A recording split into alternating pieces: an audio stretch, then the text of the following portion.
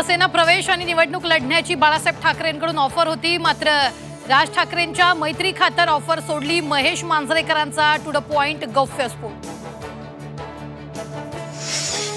महेश मांजरेकरांना विधान परिषदेवर जाण्याची इच्छा, मंत्रिपद दिल्यास स्वीकारण्याची ही तयारी।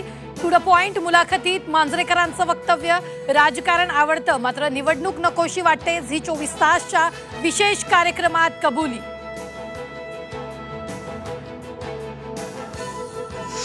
सत्ताधारी भाजपकडूनही मतदार यादीत घोळाचा आरोप। मतदार यादीत अनेक दुबार नावं, मृतांची नावं वगळली नाहीत। बुलढाणा भाजप जिल्हाध्यक्ष विजयराज शिंदेंचा दावा।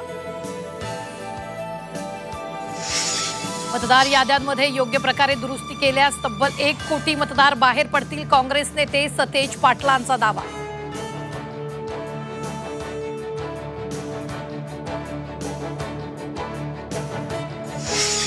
मतदार यादीतील घोळाची निवडणूक आयोगाकडून चौकशीची शक्यता। जिल्हाधिकाऱ्यांना अहवाल सादर करण्याचे आदेश देणार। सूत्रांची माहिती।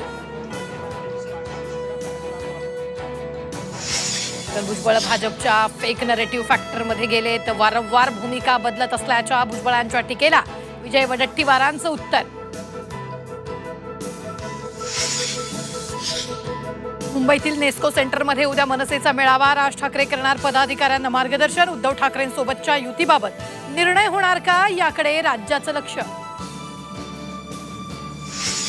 महापौर पदावरून ठाण्यात भाजपची बॅनरबाजी। ठाण्याचा विकास चप्पा चप्पा, सर्वत्र भाजप। भाजप पदाधिकारी अल्केश कदमांकडून बॅनरबाजी। शिवसेना आमदार संजय गायकवाडांना 1.5 कोटींची डिफेंडर गाडी भेट। बुलढाण्याचे भाजप जिल्हाध्यक्ष विजयराज शिंदेंचा थेट आरोप। संजय गायकवाडांनी मात्र आरोप फेटाळले।